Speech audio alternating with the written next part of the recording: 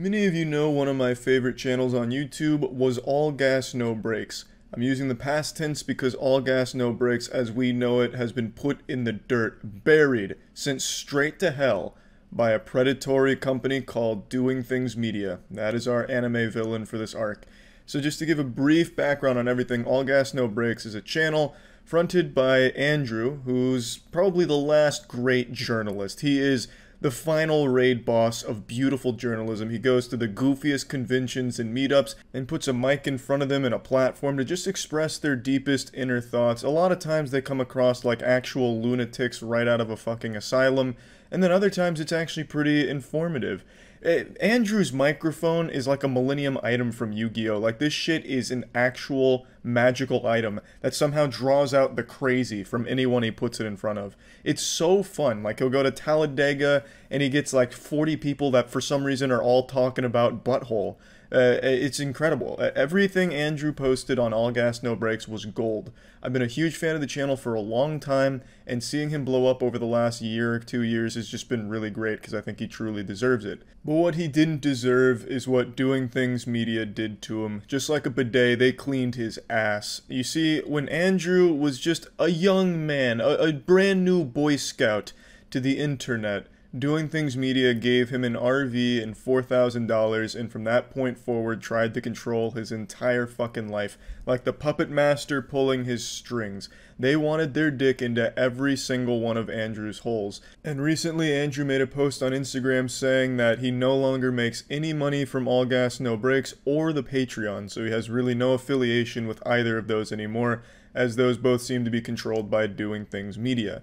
This means something must have gone awry with the deal that the two had, and Doing Things Media has completely locked him out of the empire he built. Now, if I had to hop in the mystery machine, eat some Scooby snacks, and take a guess at what went wrong with the contract, I would wager that Doing Things Media was taking an absurdly high percentage, like a lot of these companies used to do, like Machinima and shit.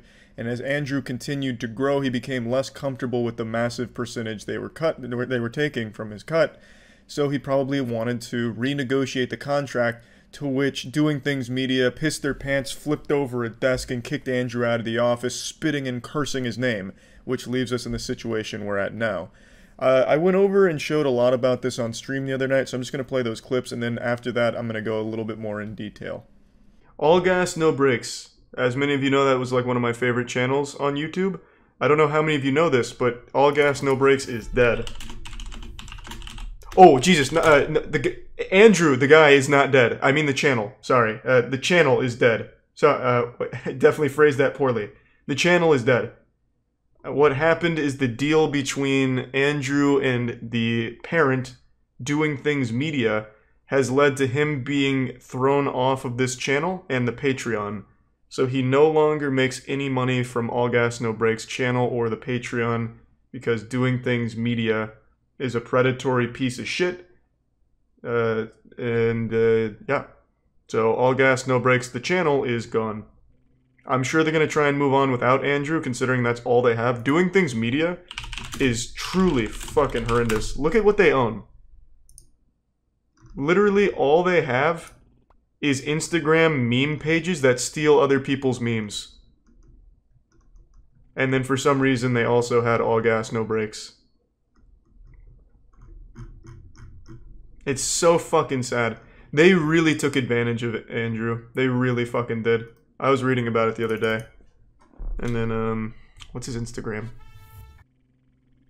Yeah, he talks about it in this. I hate Instagram. Man, Instagram fucking sucks. But yeah, he made a post kind of detailing what's going on. Again, pretty much what I just said. Doing Things Media fucked him in the ass raw. He seems like a really good guy, too. Definitely didn't deserve it. He built that shit from the ground up. Doing Things Media did nothing for him. Well, I mean, they gave him the RV and $4,000. Yeehaw. I mean, it's not all doom and gloom, though. He also has a deal with Tim from Tim and Eric. So I believe what's going to happen is Tim's company, Absolutely Productions, are going to fully take on Andrew. And they'll probably create their own thing.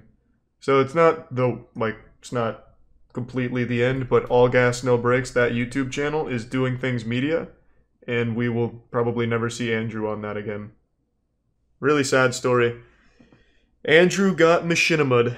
Now, it's important to note that Andrew never says Voldemort's name. He never mentions Doing Things Media. However, he does mention that the root of all the evil that he's experiencing right now comes from a contract that he signed with an employment company that loaned, or with a production company that loaned him the RV and shit like that, which Doing Things Media did. So, I mean, it's pretty clear that it's most likely Doing Things Media. I'll keep it a little open-ended because ambiguity is pretty cool, I suppose. Creates a nice mystery. But I think we all know who's behind the mask here. Doing Things Media is a conglomerate, I suppose, that literally only steals memes. Almost everything they own is Instagram meme pages that they lift from Reddit and Facebook.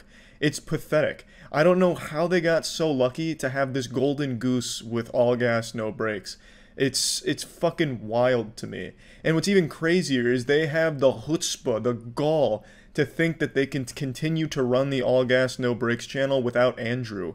That channel is Andrew's expression. People tune in for Andrew doing these interviews. I don't think there's going to be too many people excited to see his Season 2 replacement where they bring in fucking Paul Blart to do the interviews at FurryCon or whatever. It's not going to be the same, and people aren't going to watch it as much, and it'll eventually fizzle out and die like a little wet fart into the wind, and All Gas No Breaks, that beautiful channel, will be going out with a whimper instead of a bang. All because Doing Things Media is greedy and overconfident in themselves. Even on their own website, they say All Gas No Breaks grew on Instagram as if it was their doing. Like, them posting an All Gas No Breaks clip on a fucking meme page of golfers doing things helped him in any way. Andrew grew this shit on his own. He pulled up his fucking bootstraps, pulled that shit up to his goddamn nipples, and went hard on great content. Doing Things Media did not grow this channel. Andrew did. And they kicked him out of his baby. It's sad. I really cannot believe the hubris of them to think that this was in any way a good idea. This company should have been fluffing Andrew's dick when it was soft, bending over backwards for him. If he wanted to spit in their face, they should have accepted it with an open mouth. They only have Andrew. Everything else they own is not even close. It's all fucking meme pages that are dying on their own. It makes no sense that they would think that they can strong-arm Andrew when he should have all the power in negotiation since he is their biggest outlet. Now, of course, you could say, oh, but Charlie, some of the pages they own have more Instagram followers than Andrew had subscribers. But there's a big difference between an Instagram follower that doesn't engage with your content, where like on fucking golfers doing things you have 200 likes on the newest post and shit like that, versus a massive YouTube channel pulling in millions of views per video. It's not comparable at all. Andrew, on every single one of their things I looked through, is by far their biggest. And for some reason, they decided to try and slap him around a little bit, and it didn't work. Andrew is no longer associated with it, and I don't understand how Doing Things Media thinks that they were in any way doing a good thing here. They lost their golden goose. It would have made more sense if they just tried to appease him and kept him under the Doing Things Media blanket, considering he's their most well-known and biggest one. It's so fucking dumb. And it's absolutely shameless that they take from Patreon, too. Locking him out of his own Patreon, as if they had any role in that. That's people that directly wanted to support him and the channel, and they're taking that shit away, too, which is fucking crazy. So I'm guessing the contract meant that they owned everything. They had a piece of everything Andrew would ever do in his life, which is probably what scared him away from them and their refusal to renegotiate. These are all just guesses, of course, but that's what it seems like based on his Instagram post, and just based on the history of these kind of channels like Machinima and other MCNs like that. They have oftentimes done some extremely shady, sketchy, and just disgusting practices, taking advantage of people that are young and don't really know the landscape. It's pathetic, and now YouTube lost one of its most interesting channels on the platform, and it's sad. That's really about it. I just wanted to talk about this because it seems almost nobody knows about this. I know Ethan talked about it on the podcast recently, but that's the only other person I've seen even mention this happening, which is surprising because All Gas No Breaks is beloved on the internet, but it seems like just not a whole ton of people know about this. So hopefully this will let you all know that you can expect some changes in All Gas No Breaks Season 2, if they even try to move on without him, which they shouldn't. And hopefully we'll see more of Andrew and see more of his interviews and his content going forward, where he's probably going to be making some even better stuff with Absolutely. So that's really about it. So yeah. When was the last time you heard about the metaverse outside of it being the punchline to a joke? It's a complete disaster, an all-around failure that only exists to be point and laughed at, ridiculed and insulted. But it really is the comedic gift that just keeps on giving. It's kind of like the Morbius of technology, where certain companies are being gaslit into thinking that it's popular and a worthwhile investment. So every now and then you have these delusional suits that try and make the metaverse work, and try and capitalize off it and monetize it for their own company. And that's what just happened, where they tried to have a fashion week in the metaverse, but nobody showed up, and it was a just downright catastrophe. Luckily, CNN just ran a story on it, so we get to see exactly what it looked like, and holy shit, it actually looks like something out of Transformers Beast Wars from the late 90s. It is repulsive. It is so awful to look at, and they're huffing this copium that it was like a success, and that the only reason it wasn't more popular is because not a lot of people have adopted the technology yet. It's too cutting edge. Our simpleton minds can't really grasp the magnitude of this technology. That's why it's not catching on like wildfire. Bold, bespoke, and entirely digital. This is high fashion that you can't touch. Fashion Week in the metaverse as brands turn to the internet for haute couture's new horizon. This shit looks like a fan-made event in Second Life, but this is haute couture's Fashion Week. Hopefully I didn't butcher the pronunciation of the high fashion brand, but I swear to God, the costume contests in City of Heroes back in 2005 looked better than this. And also, you can see the attendees there, all 4 of them. That's the whole crowd to look at the avatars walk through and then emote. It's so shitty. Like, even worse than I would have imagined it. This seems like they threw it together in 5 minutes and tried to capitalize off of some kind of like metaverse hype that is completely non-existent. There hasn't been hype in the metaverse for quite a long time now. Even the parent company is trying to kind of like bury the metaverse and focus more on AI these days. It's just so sad and pathetic. We change how we dress for different things, right? It's the same in the metaverse, and it's the same in social media. We dress differently to represent these things. These are the armors of our life. Last year, participants bought 7,000 wearables for their avatars, averaging around $10 per sale. I love how they're not even bothering to do the bare minimum of the fashion in-game. It's the fucking digital landscape. You can make anything happen there. You can have fucking 5 laser titties on the dresses going fucking wild if you wanted to, but instead they're just making boring, normal dresses. Like, take a page out of Left 4 Dead Modders playbook where you can have, like, Shrek teaming up with 5 T-Rexes or something and then have them walk across the metaverse runway.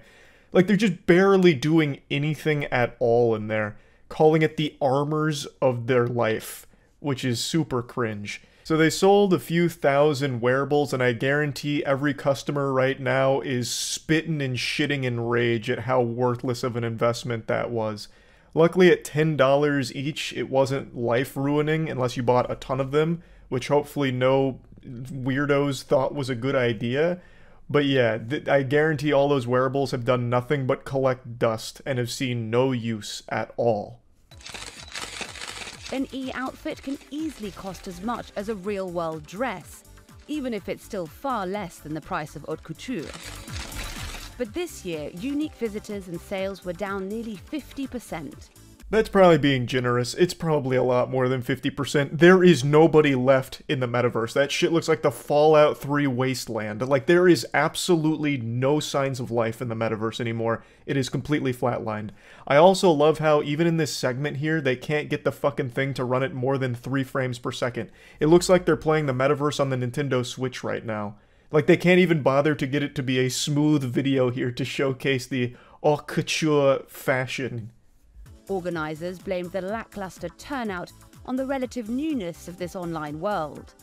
In only its second iteration, the virtual event faced criticism about its user experience, its value, and whether digital fashion is really necessary. I'll go ahead and quickly rapid-fire answer all of those questions for this soulless, stupid company here. There is no value. It's completely worthless. It's not relatively new. This actually looks like something out of Roblox, but significantly worse and runs far worse at fucking 2 frames per second. And then that final wacky question and criticism about if digital fashion is even necessary, the answer is a resounding no. To extend that topic to a broader point, there is obviously a place in the digital landscape for cosmetics. Take, for example, CSGO skins. I always use this as an example. The skins are purely cosmetic. They are there. They are expensive because they look cool and they are rare. But they're part of a larger ecosystem. They're part of a game, an incredible, timeless game. So when you're playing that game and you have these cosmetics you spend a lot of time opening cases for, or if you saved up and bought on the marketplace, you can use them. You get value out of them for your own user experience. However, in Haute Couture's runway wasteland, you get nothing. You buy a fucking dress, then what? You can't do anything with it. It's not a game. There's nothing to do with it. You are actually just flushing money down a toilet. That's it. Except it's far less embarrassing to just flush money down a toilet as opposed to spend it on a fucking worthless Victorian-era dress in a dead game, in a dead universe. Even Mark Zuckerberg's Meta has recently shifted its attention from virtual social spaces to artificial intelligence. But some brands and content creators are continuing to experiment regardless, alongside some of fashion's biggest names. I don't know what content creators are doubling down on the metaverse. Even the ones that were really on board with it initially are no longer. At least not from what I've seen, but maybe I'm completely ignorant to a blossoming community of metaverse fashion enthusiasts somewhere out there. But even still, there's clearly not that many of them, considering what a flop the fashion week was in the metaverse. I think it's about bringing some utility to what they have been creating in the crypto virtual space. So for example, BNG, they are not presenting their own creations, they are presenting the result of a creators competition. So I think it's like really reversing the discussion about, okay, what you guys are creating, how we can take that as our food for creativity. So you're making furry fashion here with this showcase. This is the opposite of utility. It's the absence of utility. It's actual just greed to make a fast buck off people that are buying into this fantasy of the metaverse being popular or the future. They're basically just trying to capitalize on fear of missing out, constantly driving home the idea like it's really new and it's really early, you might want to get in here and get some of these cat dresses, or whatever the fuck all of that was. Space cat line. I have no fucking clue. It's all literally just there to be a predatory monetization model for an idea that didn't pan out. So I think everybody became more comfortable saying, well, maybe this is the way we communicate. So definitely from a customer adoption, we saw that. People trying on filters, be more comfortable, testing NFTs. This poor lady's brain must be trapped in some kind of time dilation. She's perpetually locked mentally in 2021. She just dropped NFTs unironically in a positive light. Like, it has nothing to do with people being comfortable in the metaverse or wanting NFTs. NFTs are pretty dead and buried for the most part as well. That whole trend is 6 feet under for the most part. The metaverse has already come and gone, and it never even came in the first place. It never even got there. Like, there isn't this world, this ecosystem that she thinks there is there. Clearly, like, they didn't have incredible sales off rip, and then they experienced a 50% drop at least in the following year. Like, that should be a very clear sign that this was not the direction the industry or humanity is going right now. For designers too, more at home working with silks than lines of code, it's been a new arena, some reimagining old designs digitally. One of the things that we were encountered with was that the train, for example, couldn't be longer than proportionately four or 5 feet or something like this. And that's the dress right behind us being brought out. The story then interviews some of the fashion designers who have taken the plunge into the hellscape of the metaverse. Some of them are taking old designs and pumping them into the metaverse, and then some of them are making designs in the metaverse and then trying to recreate them in the real world.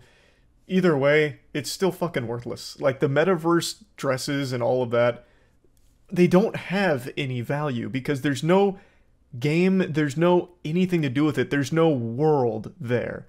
There's nothing. So it's just completely pointless. Powered by blockchain technologies, metaverse fashion in spaces like Decentraland still require a huge amount of energy to run. Neither will the metaverse likely eradicate our demand for fast fashion, but some hope it will bring about positive change. This is just a horrifying segment here. Not only does the game look like a PowerPoint moving in like an actual flipbook speed, but it is just horrifying to look at. If someone recreated me in the metaverse and I looked like that, I'd be shaking my fist in anger and researching how to send a cease and desist notice. Because, good lord, that is criminal how fucking unappealing the game looks. I don't even know how you make a game run this shitty or look this bad in the modern age. That takes a special level of incompetence. I think that it will become a space where people will be able to buy and wear clothes that they may not be able to afford in real life, and I think that's one way of bringing our fashion to the masses. I've heard that sentiment a few times from a few different places. I just don't see that happening because, again, you don't have anything there besides just buying that dress and having no reason to ever equip it or any use for it, because there is at its core no game and no world and no people. So what is the point in spending the money on that dress? If it's a lower price point than the real world equivalent, it doesn't matter when there's nothing to use the dress for. The reason people buy the expensive dresses in the real world is a status symbol for their friends or people in public and people around them. Like, they buy those items because they want to be seen in those items. Whereas in this game, no one will ever see it, thus why would anyone ever want to purchase them? The whole thing is so nonsensical. It's once again just desperate clinging to this idea that the metaverse isn't dog shit, but unfortunately the reality is it's very shitty, and there is no value in the metaverse currently. So yeah, I just wanted to talk about this because I saw the story today on Twitter. That's about it. So yeah. Over the last week or so, I've been hearing a lot about a company called DKOldies. They also have an extremely successful YouTube channel with nearly 1 million subs, and the business is based around selling retro gaming. So they sell old consoles, old games, just anything and everything related to old school gaming, because everyone likes to relive their childhood to some extent, whether it's playing old games you experienced as a kid, or having that old console that you grew up with the classics on. Nostalgia is a very powerful, fun, and beautiful thing. Well, actually, not really beautiful. Hold the beautiful on that burger, because usually when I get nostalgic, I just end up feeling sad, recognizing that I'm getting old now, and everything's changing. I can't move around as quickly as I once could. If I'm going downstairs and I miss a step, I end up hurting myself and pulling something. Time is progressing faster. Everything's going to turn to dust eventually. We're getting off track. Point is, they sell retro gaming equipment. And over the last week or so, they've been getting dunked on like it's fucking All-Star Weekend in the NBA. Everyone's been calling them a scam, whether that's YouTubers talking about their business and reviewing their products, or very upset customers that are dissatisfied with their purchases. A lot of people have come forward accusing them of being fraudulent or scammers. Now, I didn't know a whole lot about this situation until recently. I was under the impression that the big controversy was around their prices, because DKOldies' prices are significantly higher than pretty much anyone else in the market. They have, on average, the highest price compared to the competition, but I don't think a high price necessarily makes them a scam by default. But after learning more about the situation, they make claims saying that they refurbish their consoles that they're selling. And there's a lot of evidence to suggest they don't. At least they don't refurbish all of them. So a lot of YouTubers have reviewed some of these consoles that DKOldies sells, and they're covered in dirt, grease, and all kinds of shit, like very yucky stuff where it's clearly not refurbished. One of them even had just actual damage on it to one of the ports. They are still functional, but they aren't refurbished, because refurbishing refers to like cleaning, repairing, like all of that is part of being refurbished, where most of them just aren't. At least not the ones that have been documented, and not the ones people are talking about having purchased from DKOldies. So I just wanted to go over this and take a look for myself if it really is a scam. I investigated it a bit on stream, so you can watch me learn about it in real time and form your own opinion on the DKOldies business. I think the word scam is overused. DKOldies clearly communicates the goods and services they provide and how much that costs. Yes, it's more expensive, but it has a market for people that want to get restored or authentic products.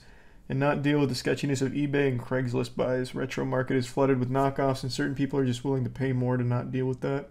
Yeah, like I said, I don't know shit about the DKOldies situation. I really don't. This DKOldies Wii isn't refurbished. Buy a console. Is this a... So one of the main critiques I've seen about them is their prices are absurd in comparison to the others. Is this a bad price for this? I don't know. I don't know this secondary retro market or anything. So is this like super expensive? Nintendo Wii video game consoles for sale on eBay. Let's sort by... So there's some here for 40... So it looks like between 40 and 50, 40 and 60. Here's another one for 60. So this seems a little higher than like the lowest on eBay. Because it seems like it's somewhere in this general ballpark, but this is definitely on like the upper end of it. Though I am curious why it says like 120 and then crossed out and you save $60. Is it normally 120? No one is buying the cosmetically flawed one. There's an option for the good condition that's 120. Okay, so if you went to good condition here, it would go to 120. I will say though, if it normally is 120, because if it is normally 120, that is very high in comparison to what I'm seeing on the eBay listings here. Because the ones on eBay are not the cosmetically flawed. These are just like the normal, good condition Wiis. Some of them are even bundled, and they're like 50, 55 bucks. This one's 59, and it's the full Wii bundle. So that would be quite high. And I didn't say a word. Oh, I completely agree. eBay, it's always a coin toss if you're actually just getting fucking scammed. 100%. But I was just looking at all of the different prices there, just to get like a general range of what they normally go up for. I have to imagine if you did buy one of those, it'd come with like fucking piss stains on it or something gross. Also, I'm not sure if you can see, but there is a lot of gunk in the fan. We might just have to open this up. Alright, I say we go ahead and boot it up and That's see just if part it of the works. cosmetic Well, it flaw. boots up. Pictures and videos I will show on the screen. First, the biggest problem was the fan. There Jesus was Christ. so much Oh, wow, disgusting that's pretty gunk on yucky. there. It could've, should've, and says it was clean. It wasn't. I went ahead and cleaned it. Now the weird thing is, I saw that gunk before I even opened the Wii. So did they not see it? I don't know. And then after that, the case had a lot of dust and some dirt in it. I then cleaned that out. And the Wii wasn't actually very dirty inside. That's but good. you can tell it was not cleaned or even opened. Which is totally fine. But if you're not going to open it, just don't say that you are and that you're cleaning them if you're not going to do that. People on eBay don't always clean out the consoles. People in other shops don't always clean them out. But the difference is they don't say that they're going to do that. Now, once again, when I opened the Wii, Okay, so it seems like it's We're just all- not yeah, but really after once again- refurbished, but it's in a working condition.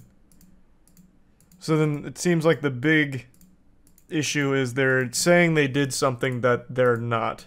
At least not in this case. Maybe this was like some kind of special exception where they just made a big blunder, but yeah, it seems like this is pretty common. I imagine it's going to be much of the same story, right? I bought a refurbished backwards compatible PS3 from DKOldies for $400, and in this video, we're going to take an in-depth look at this.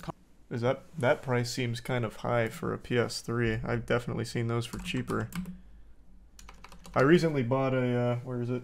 I don't remember where I put it. I recently bought like a 360 because Jackson and I were doing that achievement competition. It was far from being in the hundreds of dollar range. I think it was like $100 in total, and that shit works perfectly, and it came with all the cords, cables, and everything. Let's see what these normally go for. Again, this is eBay, so you could be getting scammed getting these, but the range is from like $95 on the low end. Let me sort. Let me do like a sorting to make this easier. Literally the highest one is 280. Reverse compatible. That's actually the exact one that I still pulled up here, which is the most expensive one in the refurbished PS3 market on eBay, and it's listed at 280. The second highest one for reference is the exact same thing for 205. So the 280 one's even still an outlier.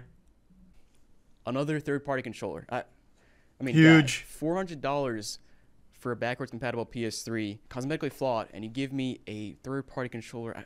That's a cool... Wait, what is that? That's a cool controller. That looks like some shit straight out of the 90s. Wow, look at that puppy.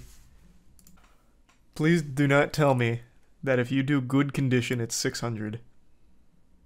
Alright, I'm starting to see a lot of the outrage around the prices. That is... I understand charging more for the security of it. Like, hey, you're absolutely going to get what we're telling you're going to get, even though it's looking a little skeptical even in that department. But that security's not worth $400 extra on the market norm. You can buy a new PS5 for like 500. Well, I don't know about that. Maybe you can. Something like that, but like the pictures show a DualShock 3. There's no option to choose between a DualShock 3 and a third-party controller. Yeah, this does not look good. Compatible, kind of make you think you're gonna get a good controller, and then they send you, you know, that the DualShock 3 that I got. I have a warranty sticker from DKOldies in place of the old warranty seal. I don't know that they can actually enforce that these days, but oh, and there's our cosmetic flaw. Nice. Hey, now it's fixed. It's good condition now. Here on the back, as you can see, well, the plastic's impossible to clean. It's well, I don't think anyone's expecting them to magically erase fucking whatever this is, cat scratch marks all over it. But what do you open up there and showing all the dust when this is supposed to be a refurbished and cleaned model or whatever? Like, that's... You can absolutely clean fucking dust, right? Like, that's pretty easy. I can clean dust. And I'm a goddamn idiot. See what it looks like. Alright guys, time for the big reveal. I got all the screws all the way off and see what it looks like inside. Oh man. Wow, factory new. Oh, no way. That's fresh. Dude. I have no words. It actually looks better on camera than in person. Like in person, every single inch of this is covered in dirt. And this is... And dang, that's what this is. Okay, so I think I've seen enough here. I think I now have a better understanding of exactly what's going on. So not only are their prices outrageous, they are clearly not refurbishing them. It seems like their process is just confirming if it works and nothing else, and then just calling it refurbished. So they upgrade to the latest system software, or they'll do like a full factory reset of it, and then just make sure that the games can work on it, it doesn't crash, and that's it. And then they do a huge absurd markup without ever actually cleaning them. So my 360, I got this 2 years ago, 90 bucks.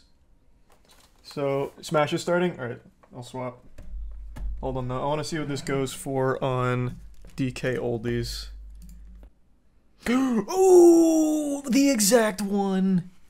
The exact one at 240. Ooh! Oh, actually, never mind. Marked down to 195. It's the exact one. Oh, no. Hold on. That's the bigger one. So that was the 250. I see. The 4 gigabyte one is 150. That's no good. That's no good. That's big stinky. Uh-oh. Yeah, here. That's the exact one, and I got it for 90 at my local shop. And as for if it's refurbished or not, they actually, so at this shop, they don't even claim it's refurbished. But just looking over it right now, I don't even see any dust, and I've had this for 2 years now, so even if there was dust, I'd be like, yeah, it sounds about right. But like, it's pretty spotless, like, looking through the vents and shit. Looks nice. It's not even cosmetically flawed, there's no scratches on it or anything. 90 bucks. So I saved myself 70 bucks instead of going to DKOldies for it.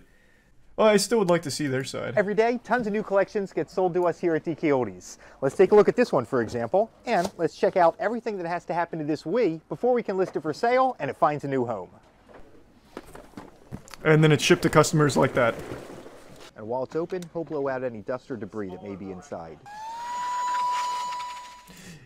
Yeah, so this is not exactly... I see what they're going to do. They're just going to walk through the process and say it's done like this for all of them, even though there's clear evidence that that's not the case for every single one of them.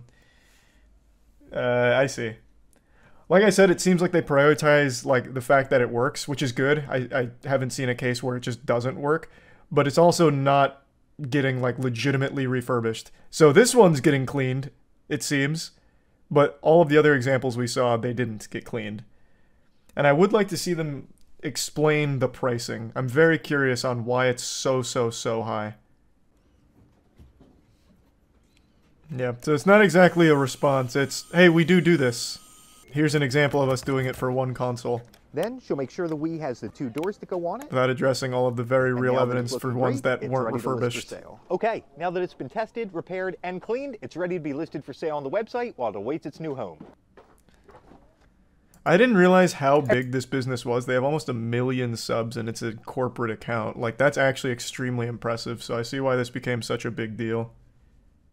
There's no shortage of horrible companies in the video game industry, but there's one that's been able to fly under the radar for way too long now, even though it's just as slimy and scummy as some of the more mainstream ones people like to spit on, and that's Nexon. You've probably heard of them because of MapleStory. That's by far their biggest game, their magnum opus, the cash cow that they're addicted to milking, and for a long time now they've been able to tiptoe around in the shadows, hiding their stink from the public nostrils. But last month, they flew a little too close to the sun, and we could start to smell their odor.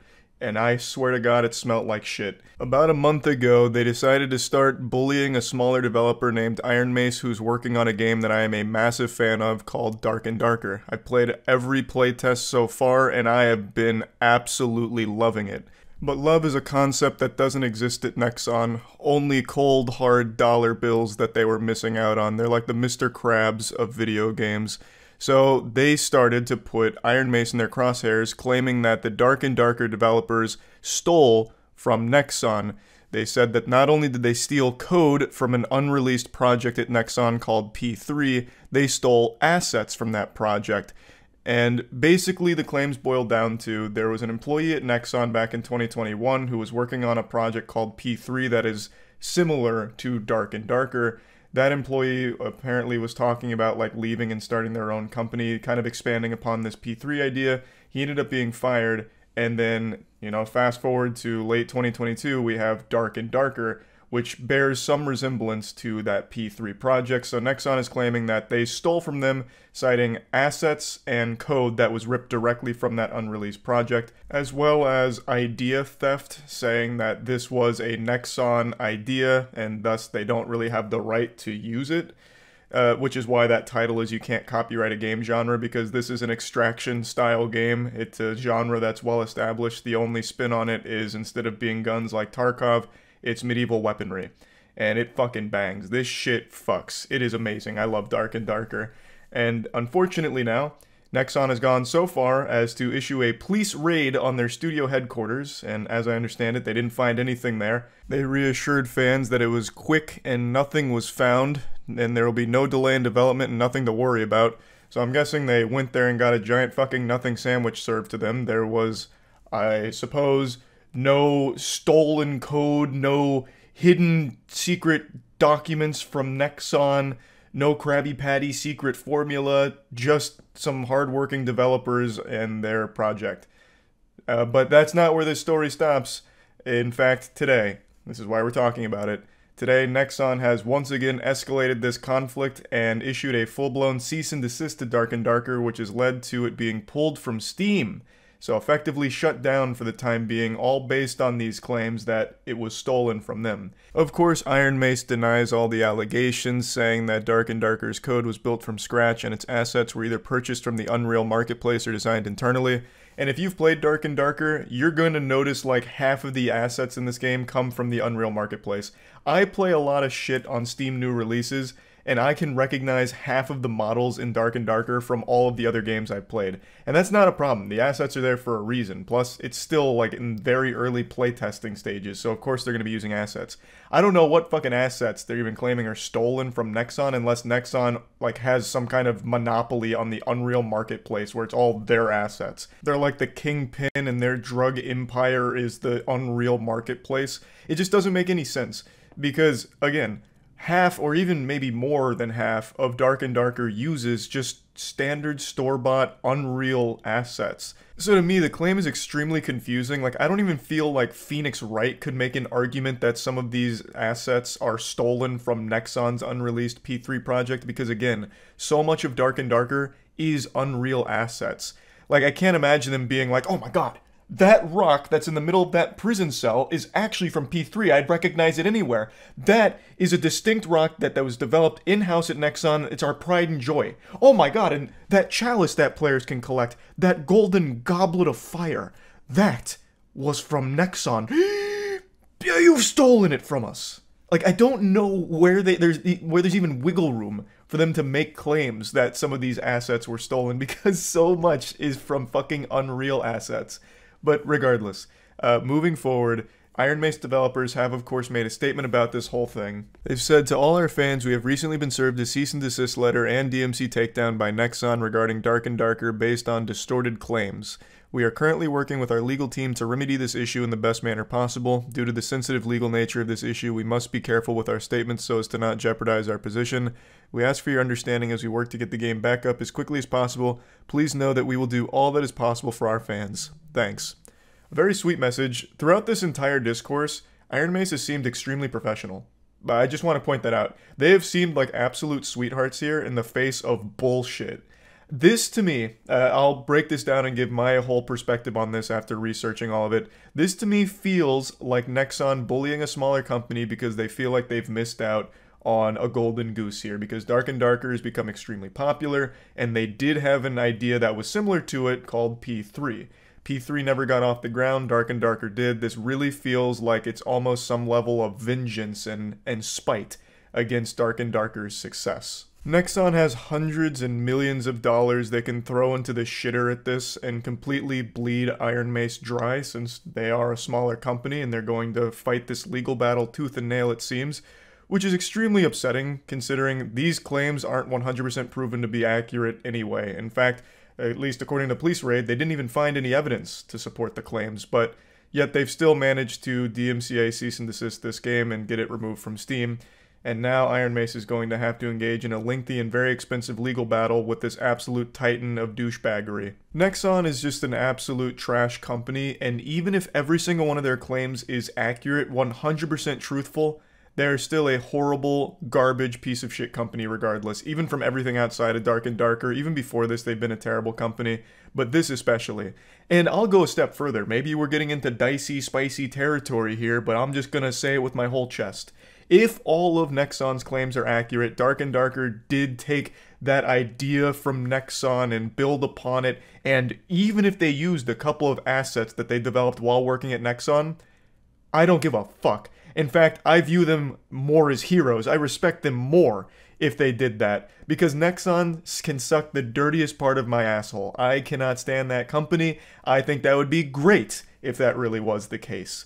I don't think the Nexon Corporation should have the legal right to have this stranglehold on a video game idea that they didn't even make themselves. This idea was cooked up by the creative minds that were let go from Nexon in the first place. Thus, since they're no longer at Nexon, I feel they should be able to explore that idea and build upon it privately in their own way at their own studio, even though that idea was something they may have had while working elsewhere. They are no longer working there, that company is no longer working on that project, thus the team that actually made the idea and the prototypes should be able to take that work and build upon it on their own. I don't know if that's a hot take, but again, assuming every claim from Nexon is accurate, even still, it makes it clear that the idea and the work was done by employees that were let go from Nexon. Thus, it shouldn't be their idea anymore, Nexon's idea. It should be the individual's idea who actually came up with it in the first place. Thus, I feel like they should have the right to continue to work on it if they choose to. But again, it's important to reiterate that as of right now, there's still no real hard evidence against Iron Mace. Nothing that's really supporting Nexon's big claims of stolen code, stolen assets, and shit like that. So we're just gonna have to wait to see how all this unfolds, but it's really disappointing to see that Dark and Darker is no longer up on Steam, because another playtest was right around the corner that I was extremely excited for, as were a lot of people. So hopefully this situation can get resolved pretty quickly. That's about it. So yeah. Hi there. I'm about to go on a passionate, joyful rant, so please ensure that your seatbelt is buckled, because I'm about to torpedo my opinions at you like the logs out of Final Destination 1. I am so beyond disgusted and tired of modern greedy video game pricing, and the biggest proponent behind this criminal level of greed is Ubisoft. I've said for the last 3 or so years that nothing makes me lose faith in an upcoming game quicker than seeing a Ubisoft original appear in the trailer. If I was a member of their evil syndicate think tank, my #1 suggestion to the board of directors would be hide Ubisoft as much as possible from the credits of these games so people don't know that they're behind these productions. Bury it somewhere so that way people have to go looking to unearth the truth, because no one likes Ubisoft. I'd have more optimism about an upcoming game if it said it was a Bernie Madoff masterpiece. Like, I'd trust anyone more than Ubisoft. I think they have produced almost exclusively stinkers over the last like 5, 6, maybe even 7 years. Aside from, of course, Rainbow Six Siege, which I think is just an accidental hit for them. And it's an older game, it's a 9-year-old game, and I think the reason that it continues to do well is because Ubisoft forgets that they're involved with it, so they let it do its own thing. But anything Ubisoft gets its grubby little mitts in just is a disaster. Anyone remember the Avatar Legends of Pandora that came out less than a year ago? Didn't think so. And in fact, I bet you didn't even register that I got the name wrong. I double checked. It came out 6 months ago and it's actually called Avatar Frontiers of Pandora.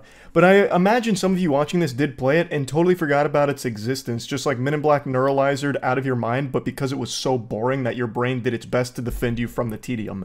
It is just a fucking snooze fest that I guarantee you sleptwalk through. Just like mindlessly wandering around in this fugue state of this Ubisoft open world formula that they run into the ground.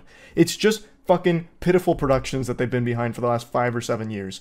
But before I get too deep into this Ubisoft hate wagon that I'm just vomiting out here, I do want to passionately be excited about something. The Gamer Supps Waifu Cup with me on it, baby. The most beautiful cup you've ever seen in your life. Look at this goblet. That's me. Yeah, it's available right now at gamersupps.gg. I'll put a link to it in the description. Go ahead and pick that up right now. But the point is, Ubisoft, I don't think has made good games in a while, and I include Assassin's Creed in this. I haven't enjoyed Assassin's Creed in so long.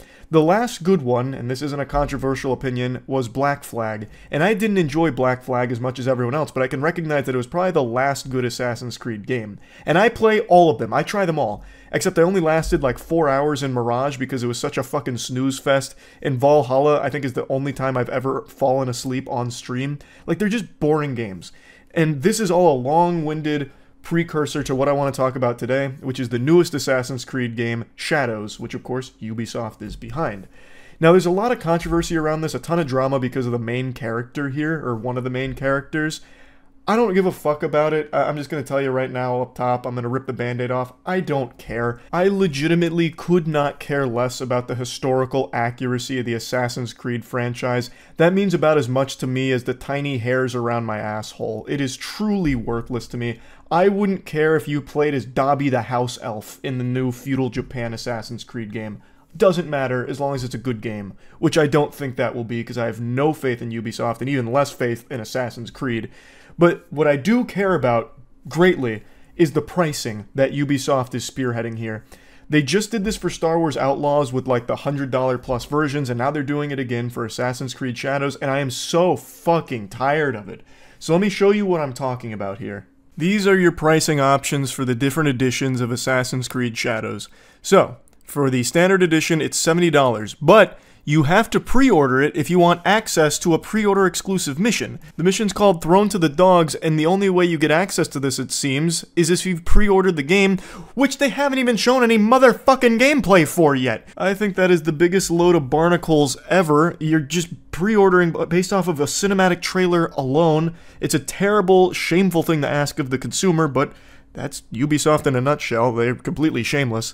Moving on to the Gold Edition, you get the pre-order bonus plus a Season Pass and 3-day early access.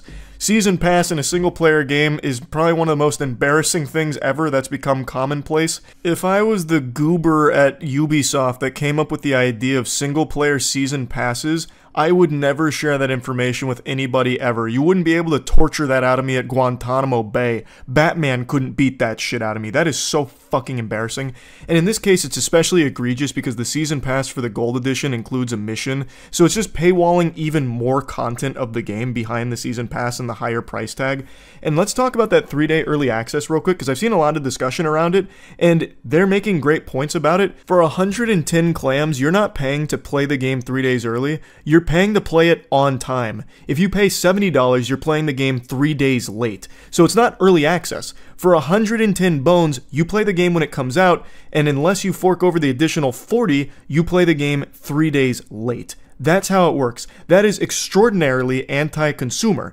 Like, increasing the amount of money just to play the game when it fucking releases is absurd. And then we move on to the Ultimate Edition. For $130, you get pay-to-win elements in a single-player game. 5 skill points and then like a bunch of cosmetics. I'm gonna get a little mean here with some tough love. If you have to pay an additional $60 just for a little bonus pay-to-win in your single-player game, I think you need to take a hard look in the mirror and just recognize that maybe gaming's just not for you. Like, if that's the only way you'll enjoy the game is being able to, like, pay to win through a single-player game, I think maybe, you know, take up a different kind of hobby. I feel like such a fucking Redditor gatekeeping gaming, but that is so unbelievably silly. To pay an additional $60 for 5 skill points and then a couple of cosmetics. Like, I'm sure the cosmetics will look cool, but they're not worth almost paying the exact same price as the game itself just to get some cosmetics for it. That is a crazy thing to ask of people. Then, of course, there's the final option here, which is getting the Ultimate Edition through Ubisoft Plus, which is their own cringe subscription service for $18 a month. Because every single fucking thing on the planet has a subscription service now behind it. I bet there's going to be a subscription service for Mr. Bean. Like Mr. Bean Extra On-Demand Turbo Arcade. Even though there's only 15 episodes of Mr. Bean that have ever aired and they're all freely accessible on YouTube right now. But I bet they'll probably come out with some kind of Mr. Bean subscription in the next few years. That's just the #1 trend that every tech company follows now. And Ubisoft is, of course, no stranger to that. So they have Ubisoft Plus, which hopefully they have less than double digits of users signed up to that, because I don't know why, who in their right mind would sign up for Ubisoft Plus. But anyway, that's the other option of getting the Ultimate Edition. I hate the direction Ubisoft is trying to push AAA gaming. I hate this pricing scheme. I think it's terrible. It was bad when they did it with Star Wars Outlaws. It's bad that they're doing it with Assassin's Creed Shadows. And I'm really hoping that it flops extraordinarily hard so that way more AAA companies don't try and emulate it. Because I have no doubt there's a lot of companies paying close attention to what Ubisoft's doing here. And if it's successful, they'll probably employ similar tactics. And that would just be bad for everybody. So I wanted to vent about this a little bit. I think it super sucks. I hate where Ubisoft is trying to take the industry. So yeah, I kind of wanted to just rant about this a little bit and get it all out of my system. I'm still going to try Assassin's Creed Shadows because I still give every single game that comes out a try for the most part to see if maybe I'll be pleasantly surprised and proven wrong. So far, the safest bet I'll ever be able to make is that the newest Assassin's Creed game is going to be boring. That's been proven true time and time and time and time and time again for me personally, but maybe Shadows is the one to break that streak. And if it does, great, but it's still not going to change the way I feel about how Ubisoft is monetizing it. I think it is horrible for the industry overall. Even if the game comes out and it's great, I still can't stand what Ubisoft has done with their monetization of these games. I think it is fucking atrocious. So yeah, that's really about it. So yeah. I don't know how many people out there remember Moviefone. It's a real fucking fossil from the past. Moviefone was basically a hotline you would dial to find local showtimes if you didn't feel like searching for it, and it was really big in the 90s and even a little bit into the early 2000s to a certain extent, but it's completely fucking dead and obviously obsolete. Just saying what Moviefone was even about is just kind of embarrassing. Just such an old-fashioned service. And just recently an article came out talking about Moviefone. It is bankrupt and there's only one employee left. There is a single employee answering the phone. A company once valued at $400 million now has a single fucking goofy goober answering their hotline about movie times. It's like I Am Legend over there. He's Will Smith and we're just the fucking zombies trying to get some movie information out of him. When I read this article, obviously people were trying to call. I wanted to wait at least a day, so hopefully that hysteria would die down. Because I'd really like to talk to this guy. I want to know what it's like. He is the last surviving member of an extinct species. This is like finding a Promethean in Mass Effect. This shit is fucking crazy. So I thought it'd be fun to call him, and I didn't know what to expect. I kind of was thinking like maybe this guy's locked in the 90s, so if you ask him about a modern movie, if you say something like The Avengers, he has no fucking clue what you're talking about. The Avengers? Did you mean Ghostbusters? I don't know, I thought it'd be a lot of fun, so let's get a little interview going with the last remaining employee of Moviefone. I want this to be like some huge surprise, like they answer and it turns out it's my dad. Hello, and thank you in advance for answering 3 fun, quick, and easy questions about travel. Fuck travel. Select colors. Would you like to visit the Caribbean? Nope. If yes, press 1. If no, press 2. It's gonna be a 2 from me. I'm not trying to travel anywhere today. Great, spectacular beaches and exciting amusement parks. That's not what we're known for. Would you like to visit Florida? No, I fucking live here. If yes, press 1. If no, press 2. That's a no, I'm already here. I've already been condemned to this forsaken land. If no, press 2. So no again. I'm out, please. Thank you for answering our questions. And congratulations. You and a guest will receive a free Florida Bahamas cruise vacation for 2. You will have That's not what I wanted. I just want to talk to a man about fucking movies. Jesus Christ, I didn't call this ancient hotline to win some completely outdated vacation package on the fucking Titanic or whatever. To speak with a live cruise agent, please press 1 now. I don't want a live cruise agent. I want a live movie nerd. Please. To speak with a live cruise agent, please press 1 Oh god, now. I'm getting Dormammu'd. He's got me in a time loop and he's come to bargain with cruises. Thank you for calling. What? Did she just come on here to hang up on me? What the fuck did I dial then? Is movie phone now just being used for some fucking cruise scams? God damn. I'm gonna try a different number.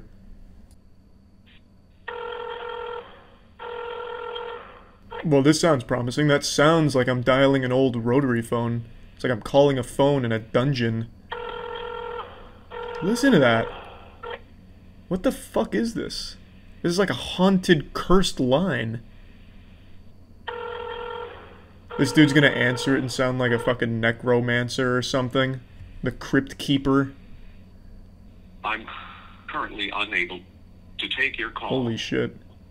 Please leave your name, phone number, and a brief message, and I will contact you as soon as possible. What the fuck was that? I feel like I dialed a direct payphone to hell. Someone needs to help out that robot. It's running out of batteries, poor thing. I feel like I just re-established connection with the dead Mars rover. Or this could be, you know, a Wall-E situation, but instead of being stranded on a planet, they're stranded in a movie phone headquarters. So I did a bit more research, and it turns out they fired the last employee. He finally got laid off. It must have been this game of tug-of-war where he just wouldn't leave the office until he got that last fucking paycheck that was never going to come, and then eventually they just convinced him to leave. I don't really know what happened, but this has been an extremely underwhelming conclusion to my quest. It's like the fucking Reddit safe where they open it and it's nothing but like an old pack of condoms and grease. I'm really disappointed. I had this whole fantasy in my head where I'd call this dude, we'd start talking about movies, start learning a little bit about each other, maybe we become friends or something, and you know, it's just a little upsetting, to be honest. I think they need to update the articles to not say that there's a single employee manning the phones anymore, because it hurts me to say this, to hit you with the cold water, but he's not manning those phones anymore. It's now been taken over by those fucking robots selling shit cruises and fake stuff. And then that weird, like, malfunctioning robot. I don't know what's going on with that poor automaton, but hopefully someone fixes him, lubricates his gears or something, because he was struggling on that last phone call. But anyway, that's about it. Rest in peace, movie phone, and you fought the good fight, employee that was manning the phone. Wish I could have met you. That's it. See ya.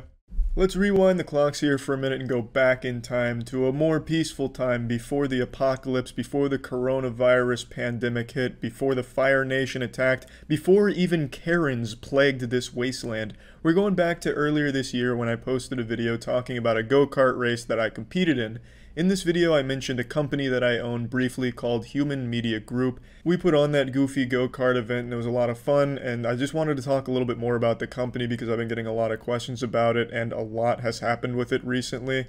So in a nutshell, Human Media Group was started by Matt and I a little over a year ago because we noticed pretty much everyone that worked in the online field, friends of mine and shit like that, were just getting taken advantage of left and right, you know, getting butt-fucked by demonetization on YouTube for no good reason, or if they did have advertisers and sponsors, they were getting fucked in the mouth without them even knowing about it. Just a lot of shady, scummy shit and very predatory, taking advantage of everyone who worked in the online field. So Matt and I wanted to come up with a better way of helping these people follow their dreams and make it a financially viable career where they didn't have to worry about some demonetization bullshit or just really shady agencies and companies taking advantage of them.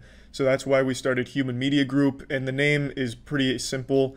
The reason it's called Human Media Group is because anyone that does anything online knows how fucking difficult it is to talk to an actual human being at any of these companies.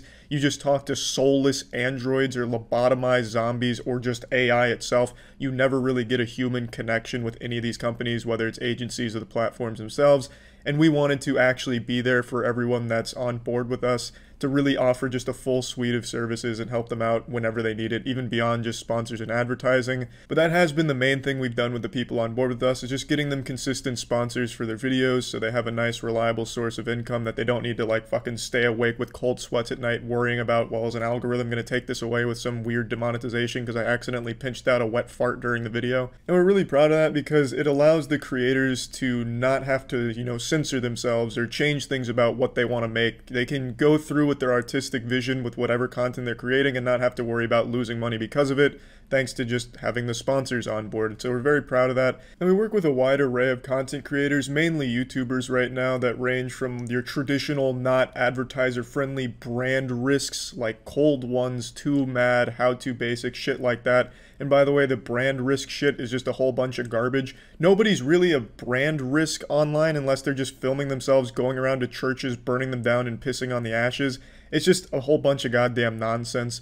But we also work with the more family-friendly channels as well, such as Ireland Boys and More J Stew, finding sponsors for all kinds of different content, and it's just something that we've been very proud of. But even just beyond finding sponsors, we also offer like a full legal team to help creators fight bullshit strikes on YouTube, whether it's like a copyright strike or community guidelines that was just a algorithmic malfunction, and then on streams as well, DMCA strikes. We do have a team that can help in that department as well if the creators need it. Overall, the whole idea of Human Media Group was just being able to help creators make a living following their passion and just offering everything they could possibly need if they want it from us.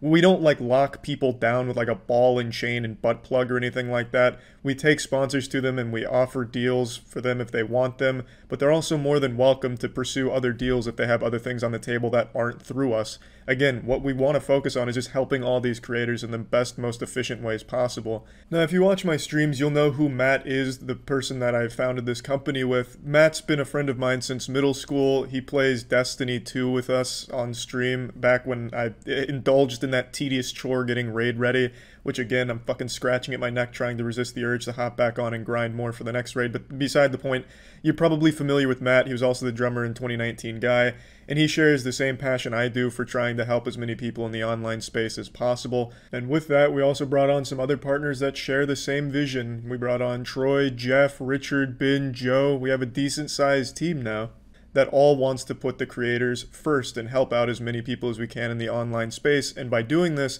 the company's grown incredibly large over the last year, and now we do more work than just online content creators like YouTubers and streamers. We now work with athletes and celebrities like Flo Rida, and one of the biggest ones right now is the Gronkowski family, Rob Gronkowski, Chris, Glenn, Gordy. We do work with the entire family, and we try and bridge this gap between celebrity and online content creators so they can go ass to ass together and create cool, fun content together.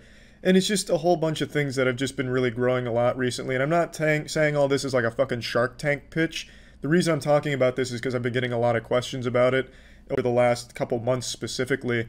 And I just thought it'd be a good idea just to share everything about it with all of you, because there will be a lot of things coming out about the Human Media Group over the next few months, especially from the Gronkowski side of things that I can't fully talk about yet.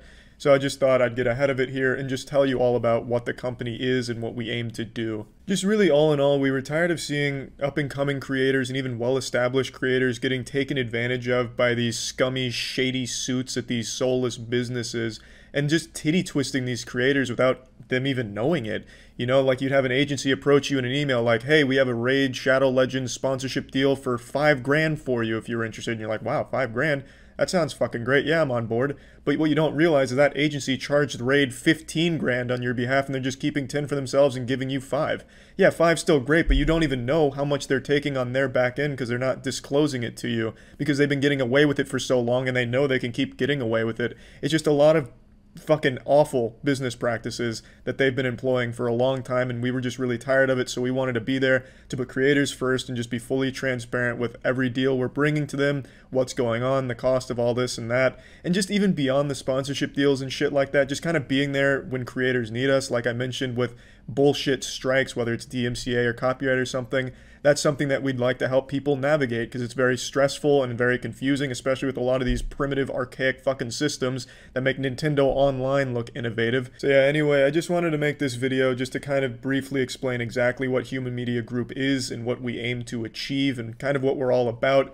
Because as Human Media Group grows, it's not like I'm hiding my involvement in it. I fucking helped found it with Matt. And I didn't want anyone to get maybe like a wrong idea, because companies in this space have such a negative reputation, and for good fucking reason. The companies in the online field suck actual fucking asshole. And I just really wanted to get out here and just explain exactly what we're trying to do and how we're trying to change that entire landscape of things there. So yeah, really that's about it. So yeah. This will serve as mainly a PSA to all of you out there that keep using Glassdoor reviews as a reliable source of information. Stop. Just fucking stop. Glassdoor, more like ass door, because like all doors for asses, there's a lot of shit behind this door.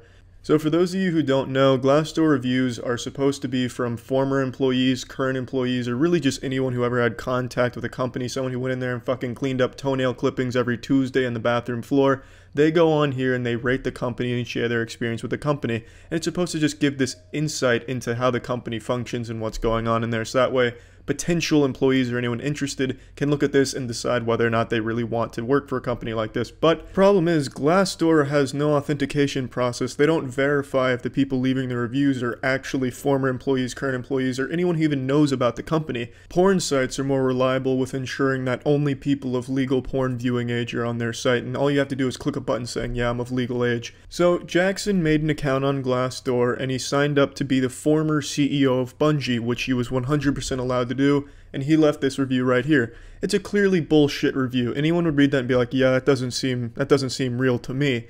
Except Glassdoor has left it up on their website for 8 days. And according to them, they have some top secret, Krabby Patty secret formula measures to avoid fraudulent reviews making it onto their site, but clearly that's just bullshit here. I assumed Glassdoor would either A, not allow Jackson to do this, or B, take it down once they could clearly see it's bullshit, but neither of those happened. So Jackson's process consisted of just signing up, saying who he worked for, what his position was, and then to authenticate that he was telling the truth, they sent him an email, and it was a link that he clicked saying, yep, I really am this. And then kablammy, Jackson is now registered as the former CEO of Bungie on Glassdoor.com. It's just fucking ridiculous. It's like sending a reply to a Nigerian prince scam email. Are you really a Nigerian prince? Click here if so. Click, oh, I guess he is a Nigerian prince. That's how Glassdoor authenticates who's leaving these reviews. It's bullshit, so please, all of these articles that I'm reading these days about companies and shit, and they're using Glassdoor reviews as an indicator of what it's like to work there and what's going wrong. It seems Google has a massive in-office bestiality problem that they're dealing with according to the Glassdoor reviews, and it seems every Wednesday they have a Bring Your Dildo to Work day. Unbelievable stuff, thanks Glassdoor reviews. So please, honestly, stop using Glassdoor reviews as a reliable source. That's really just what I want to say. And that's it. See ya.